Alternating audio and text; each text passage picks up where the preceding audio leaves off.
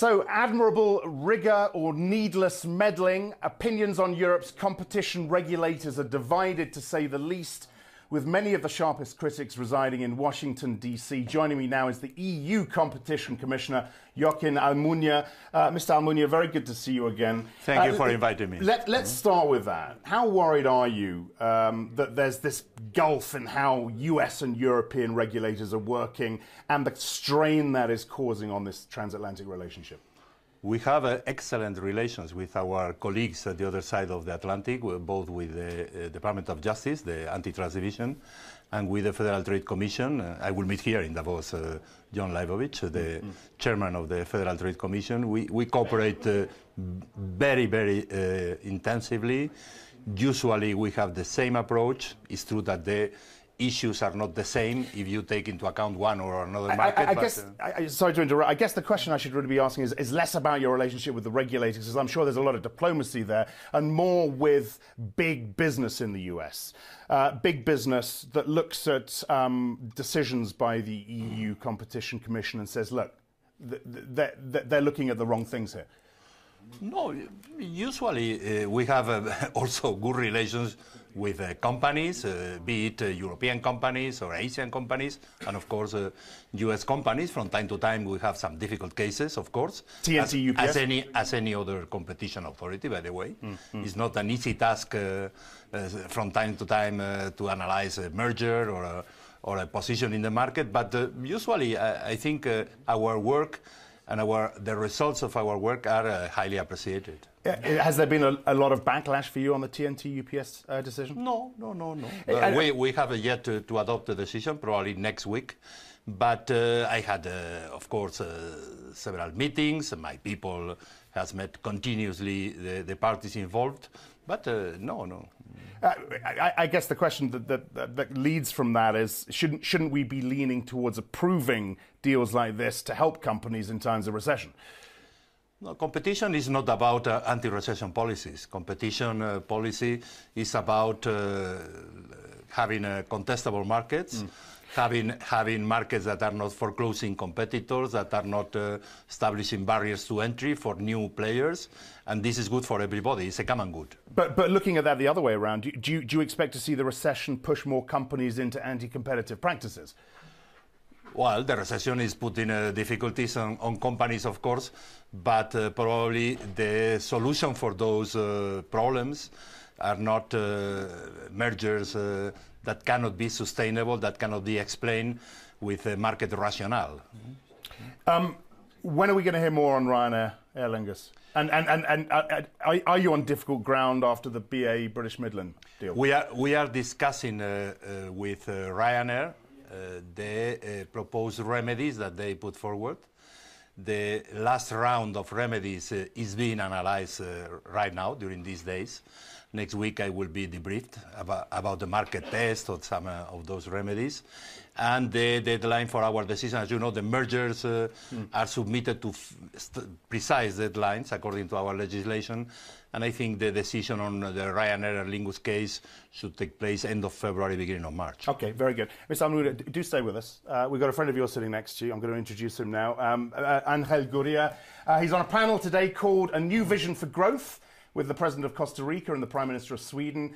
The OECD Secretary General joins me now. Very good to see you again, sir. How do you do? Hello. Well, let me start with what we've been talking about here. I put it to Mr. Almunia. In a time of recession, should competition commissioners be leaning more towards approving deals to help companies, to help economies? In a time of recession, and at any time, competition commissioners and policy people responsible for policy should always be going for more competition. For more competition, for more competition, not just for, deals to be done. Competition is one of the missing elements here in terms of getting the recovery going. Competition does the magic, it provides the incentives, the transformation, the technology, the changes. So it has to be a very, very high priority all the time. Even more so for somebody who's actually responsible for that. So. But he's doing the right thing. Absolutely. Okay. Gracias. Rub shoulders here with celebrity here. It's nice to have some friends on the set today. I've got to say, we know each other since many years. A new vision for growth is the panel you're on this afternoon. Indeed. What is the OECD's vision for growth? Well, basically, we run out of room on the monetary policy side, ran out of room on the fiscal policy side. What do you have left? You still have fairly strong four legs. Go structural, go social, go green, and go institutional.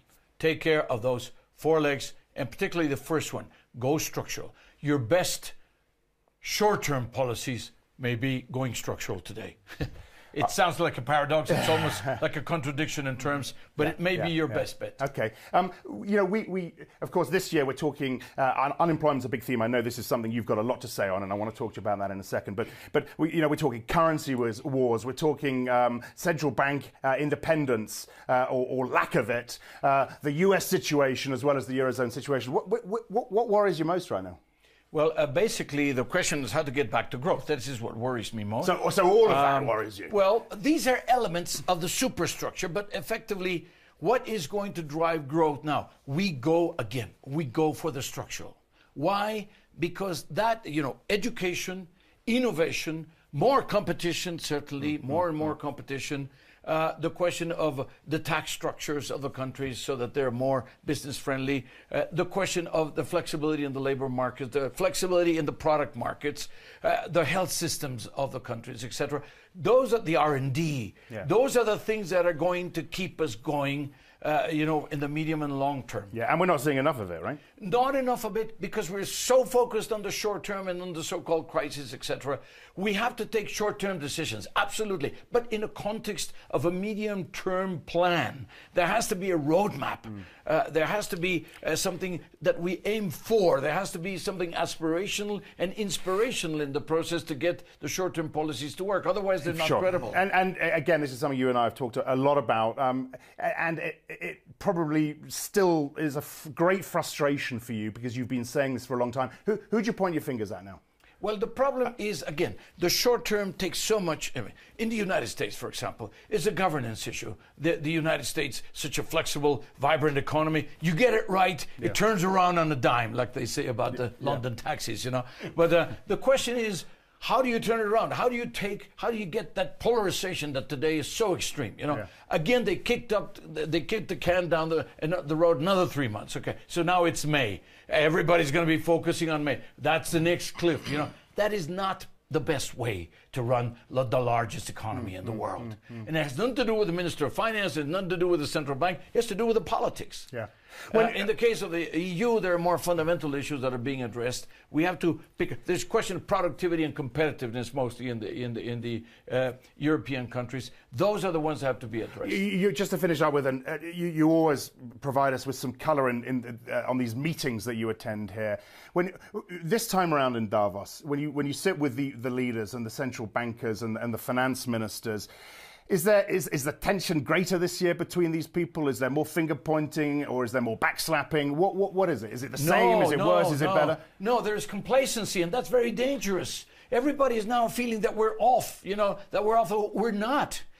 A bad speech, any bad comment, just any misrepresentation of anything can get us back. Sliding back. It's very dangerous. We're a very delicate moment. We're certainly not out of the woods. How can we be? We're still growing unemployment in the Eurozone, and stubbornly around 8% in the United States. How can you say you're out of the woods? A Guy Ryder was just here with you saying we need to create 40 million jobs per year during the next 10 years. For heaven's sake, we're not out of the woods. So let's not get complacent. Let's focus on the issues in which we have the tools. And as I say, go structural, go social, go green, go institutional. Some of our institutions have to be fixed to the new reality. Okay, pleasure to see you again as always, Mr. Gurria. Thank you. From the OECD and Mr. Almunia, good to see you and go too. Competitive, go competition, go competitive. Okay, that's one of the messages from I have to say yes. that the European Commission growth strategy can fit perfectly well in these proposals that OECD under Ángel Gurria will present here. Okay. I'm very happy. Good.